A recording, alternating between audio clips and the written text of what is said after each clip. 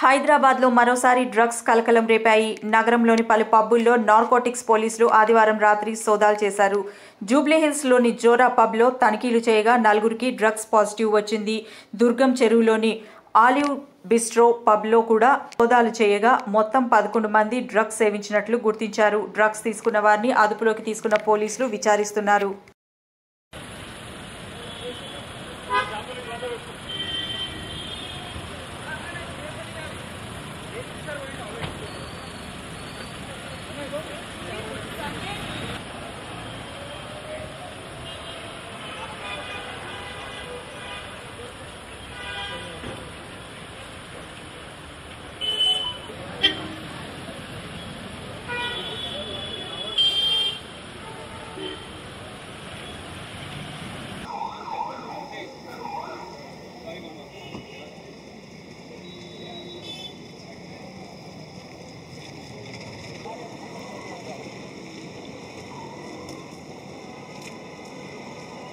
Yes.